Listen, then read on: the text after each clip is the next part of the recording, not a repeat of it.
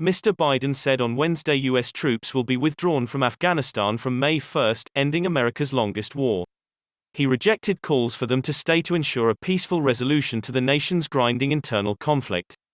Foreign troops under NATO command will also withdraw from Afghanistan in coordination with the U.S. pull-out, NATO allies agreed. The withdrawal of foreign troops will be completed by September 11. Around 7,000 non-US forces from NATO countries as well as from Australia, New Zealand and Georgia outnumber the 2,500 US troops in Afghanistan, but they still rely on American air support, planning and leadership.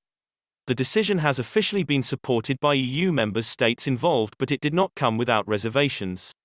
After speaking to President Biden on Wednesday, German Chancellor Angela Merkel stressed the importance of close coordination and cooperation, as well as continued political commitment to the country.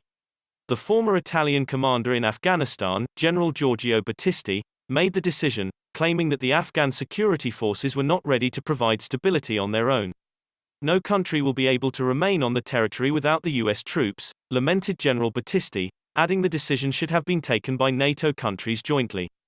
Outside the EU, Australian Prime Minister Scott Morrison said, "While our military contribution will reduce, we will continue to support the stability of Afghanistan through our bilateral partnership and in concert with our other nations." President Biden acknowledged U.S. objectives in Afghanistan had become increasingly unclear over the past decade and set a deadline for withdrawing all U.S. troops remaining in Afghanistan by September 11, exactly 20 years after al-Qaeda's attacks on the United States triggered the war. But by pulling out without a clear victory over the Taliban and other radicals in Afghanistan, the United States opens itself to criticism that a withdrawal represents a de facto admission of failure for American military strategy. In withdrawing, President Biden has risked the return of al-Qaeda or a successful Taliban insurgency that topples the US-backed government in Kabul. He said, "I am now the fourth American president to preside over an American troop presence in Afghanistan. 2 Republicans.